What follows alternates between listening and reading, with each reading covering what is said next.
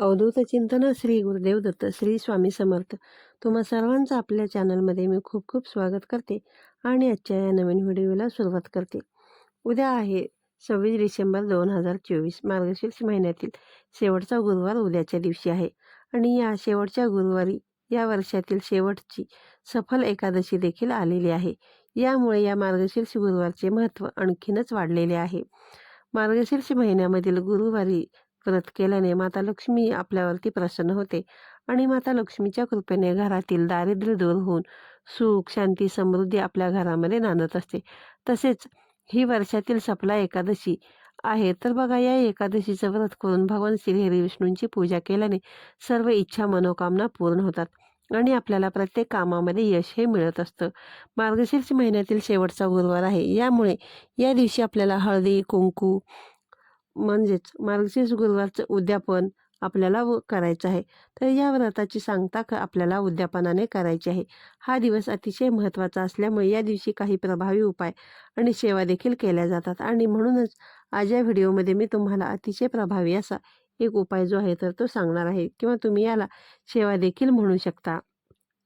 तर बघा, उद्या आलेल्या शेवटच्या मार्गशीर्ष महिन्यातील गुरुवारी तुम्ही उपवास नाही केला, उद्यापन नाही केलं तरी देखील चालेल. पण सकाळी ज्यावेळेस तुम्ही उठाल ना, मग त्यावेळेस उठल्याबरोबर तुम्हाला फक्त हे जे 2 शब्द आहेत तर ते बोलले तर बघा, तुमचा शत्रूसुद्धा तुमच्यासमोर लोटांगण घालेल. जीवनातील तुमच्या सर्व संकटे अडचणी अडथळे दूर होऊन कितीही कठीणातील कठीण इच्छा जरी तुमची असली तरी ती पूर्ण होण्यास मदत होईल. प्रत्येक क्षेत्रामध्ये तुम्हाला यश मिळून तुमची भरभरून अशी प्रगती होईल. तर असे कोणते 2 शब्द आपल्याला उद्याच्या दिवशी बोलायचे आहेत आणि कोणत्या वेळेमध्ये बोलायचे आहेत याबद्दलची संपूर्ण माहिती तुम्हाला जाणून घ्यायची असेल तर व्हिडिओ शेवटपर्यंत पहा.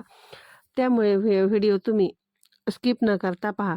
शेवटपर्यंत जर तुम्ही व्हिडिओ नक्की पाहिलात तर तुम्हाला सर्व माहिती आजच्या व्हिडिओमध्ये मिळून जाईल. तुम्ही चॅनलवरती नवीन असाल तर चॅनलला सबस्क्राईब नक्की करा आणि असेच नवनवीन आणि माहितीपूर्ण व्हिडिओ पाहण्यासाठी बेल आयकॉनला देखील क्लिक करा. बघा, उद्या आहे ना मार्गशीर्ष गुरुवार आहे, हे प्रत्येकालाच माहिती आहे. तर मग आज या व्हिडिओमध्ये मी तुम्हाला मार्गशीर्ष महिन्यामध्ये तुम्हाला सकाळी उठल्यानंतर शेवटच्या उद्यापनाच्या दिवशी जे 2 शब्द बोलायचे आहेत ते सांगणार आहे. प्रत्येक मनुष्याच्या जीवनामध्ये बघा, काही ना काही समस्या अडचणी ह्या येतच असतात आणि या समस्येमधून आपल्याला सुटका होण्यासाठी आपण नेहमी प्रयत्न करत असतो. परंतु कधी कधी किती जरी आपण प्रयत्न केले तरीही आपल्या प्रयत्नांना यश मिळत नाही. आपल्या समस्या अडचणी ज्या काही आहेत त्या संपत नाही. तसेच आपल्या मनातील काही इच्छा देखील बघा बऱ्याच दिवसापासून अपूर्ण राहिलेल्या असतात. किती जरी प्रयत्न केले तरी त्या पूर्ण होत नाहीत. म्हणून जर तुम्ही उद्याच्या दिवशी हे जर 2 शब्द बोलले तर तुमच्या मनातील कितीही कठीणातील कठीण इच्छा असो, जुनी इच्छा असो, तर ती पूर्ण होण्यास मदत होईल. आज या व्हिडिओमध्ये मी तुम्हाला जो उपाय सांगणार आहे तर हा उपाय आपल्या घरातील अगदी कोणीही करू शकतं. अगदी लहान मुलांपासून ते मोठ्यांपर्यंत कोणीही हा उपाय ही सेवा जरी केलं तरी देखील चालेल. जे लहान विद्यार्थी आहेत ज्यांना अभ्यासामध्ये आपले मन एकाग्र करण्यासाठी हा जो मंत्र आहे तर तो अत्यंत प्रभावी मानला जातो. तसेच संतान प्राप्तीसाठी नवरा बायकोंनी त्यांच्या आपसातली भांडणे दूर होण्यासाठी देखील हा मंत्र बघा त्यांच्यासाठी खूप प्रभावी ठरतो. तसेच तुमच्या आयुष्यामध्ये काही संकट असतील, अडथळे असतील, प्रयत्न करून ही संकटे अडथळे हे काय संपायचं नाव घेत नसतील, बघा कोणत्याही कामामध्ये तुम्हाला यश मिळत नसेल, तसेच कोणतीही गोष्ट तुमच्या मनासारखी जर घडत नसेल, किंवा मग बघा एखाद्या शत्रूचा तुम्हाला आहे ना वारंवार त्रास होत असेल, जसे की बघा आपल्या आजूबाजूला असे काही जळाऊ प्रवृत्तीची लोक राहत असतात आणि बऱ्याच वेळा बघा ती आपल्यासमोर खूप गोड आणि चांगलं बोलत असतात, परंतु त्या व्यक्तींच्या मनामध्ये आपल्याबद्दल ना एक नकारात्मकता असते. वाईट विचार त्या व्यक्तीच्या मनामध्ये आपल्याबद्दल असतात आणि त्या व्यक्तीमुळे आपल्या जीवनामध्ये अनेक समस्या अडचणी येत असतात. तर असा शत्रू त्रास, शत्रू पीडा, नजरबाधा दूर होण्यासाठी सुद्धा तुम्ही हा उपाय जो आहे तर तो उद्याच्या दिवशी करू शकता. हा उपाय जो आहे ना तर तो अतिशय प्रभावी मानला जातो. तर उद्या बघा सकाळी लवकर तुम्हाला उठायचं आहे. अगदी तुम्ही ब्रह्ममुहूर्तावरती जरी उठला तरी देखील चालेल. सकाळी उठल्याबरोबर आपल्याला ज्यावेळेस तुम्ही अंथरुणामध्येच असाल ना त्यावेळेस उठल्यानंतर अंथरुणामध्ये मांडी घालून बसायचं आहे आणि आपले दोन्ही हात जे आहेत तर ते आपल्याला आपल्या चेहऱ्यासमोर धरायचे आहेत आणि या हाताकडे बघून तुम्हाला कराग्रे वसते लक्ष्मी, कर मध्ये सरस्वती, कर मध्ये तू गोविंद, प्रभाते कर दर्शनम, हा मंत्र तुम्हाला उद्याच्या दिवशी म्हणायचा आहे आणि भगवंताचे आभार मानायचे आहेत की त्यांनी आपल्याला हा आज दिवस जो आहे तर तो दाखवलेला आहे. मग त्यानंतर तुम्हाला पृथ्वीचे आभार देखील मानायचे. समुद्र वसने देवी पर्वत स्तन मंडले विष्णुपत्नी नमस्तुभ्यम पारस्परचे क्षमस्व. पृथ्वी जी आहे तर ती आपला भार तिच्या पाठीवरती उचलत असते. मग आपण आपल्या आईवडिलांचे स्मरण करत असतो, त्यांना नमस्कार करत असतो आणि आपली जी सकाळ आहे तर या श्लोकाने देखील पूर्ण होत असते. कराग्रे म्हणजेच हाताच्या पुढच्या बाजूस माता लक्ष्मी विराजमान असते. करमध्ये सरस्वती म्हणजेच कराच्या मध्यभागी देवी सरस्वतीचा वास असतो. करमूल्ये तू गोविंद म्हणजेच कराच्या मध्यभागी भगवान श्रीहरी विष्णूंचा वास असतो. आणि मग प्रभाते कर दर्शनम म्हणजेच अशा माता लक्ष्मी सरस्वती साक्षात भगवान श्रीहरी विष्णू यांच्या पावन सान्निध्यात असणाऱ्या माझ्या या हाताला मी नमस्कार करतो. आणि जीवनामध्ये संपत्ती, ज्ञान, बुद्धी आणि देवाची कृपा मिळत राहावी यासाठी आपल्याला उद्याच्या दिवशी सकाळी उठल्याबरोबर या प्रभावी मंत्राचं पठण करायचं आहे. यानंतर मग तुम्हाला स्वच्छ स्नान करून घ्यायचं आहे. आणि बघा, स्नान करत असताना आंघोळीच्या पाण्यामध्ये तुम्हाला चिमूटभर हळद तसेच थोडंसं गंगाजल देखील टाकून स्नान करायचं आहे. त्यानंतर स्वच्छ कपडे परिधान करायचे आहेत.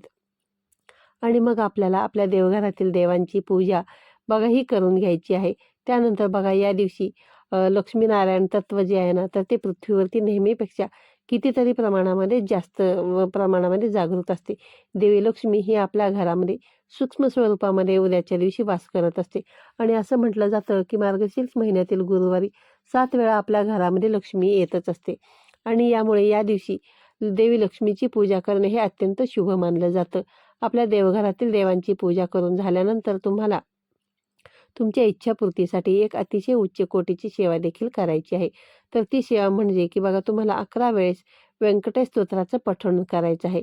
आता हे पठण तुम्ही सकाळी केलं तरी देखील चालणार आहे, किंवा मग सकाळी तुम्हाला वेळ नसेल तर मग संध्याकाळच्या वेळेमध्ये देखील तुम्ही करू शकता. आपल्या देवघरासमोर एक शुद्ध गाईच्या तुपाचा दिवा प्रज्वलित करायचा आहे. आपल्याला बसण्यासाठी एक आसन घ्यायचं आहे आणि त्या आसनावरती आपल्याला बसायचं आहे. धूप, दीप, अगरबत्ती ओवाळून घ्यायची आहे. वातावरण बघा प्रसन्न आपल्याला ठेवायचं आहे. त्यानंतर तुम्हाला दिव्याला लक्ष्मीला माता लक्ष्मीला नमस्कार करायचा आहे. आणि तुमच्या मनामध्ये जी काही इच्छा असेल ना तर ती पूर्ण होण्यासाठी तुम्हाला संकल्प देखील करायचे आहेत, प्रार्थना करायच्या आहेत. आणि यानंतर तुम्हाला या व्यंकटेश स्तोत्रमचं पठण जे आहे तर ते करायचं आहे. तर या दिवशी बघा, जो कोणी व्यक्ती आहे ना अगदी मनोभावे विश्वासाने या स्तोत्राचं पठण करतो तर त्या व्यक्तीच्या सर्व इच्छा मनोकामना ज्या आहेत तर त्या 100% पूर्ण होतच असतात. ही माता लक्ष्मीला बघा प्रसन्न करून घेण्याची अतिशय उच्च कोटीची सेवा जी आहे तर ती मानली जाते. यामुळे तुम्ही उद्याच्या दिवशी या स्तोत्राचं अवश्य पठण करा. तसेच बघा, उठल्याबरोबर जे मी तुम्हाला मंत्र सांगितला त्या मंत्राचा देखील तुम्ही पठण जे आहे तर ते अवश्य करायचं आहे. जर तुम्हाला लिहिता वाचता येत नसेल तर मग तुम्ही मोबाईलवरती लावून श्रवण केलं तरी देखील चालू शकतं. तसेच बघा, आपल्या घरामध्ये लहान मुलं असतील, मुलांना शिक्षणामध्ये यश मिळत नसेल, मुलांना त्या भरपूर शिकलेली मुलं आहेत पण त्यांना मनासारखी नोकरी मिळत नसेल, तुमच्या मुलांची कोणतीही इच्छा पूर्ण होत नसेल तर मग त्यासाठी देखील तुमची मुलंसुद्धा ही सेवा जी आहे तर ती अवश्य करू शकतात.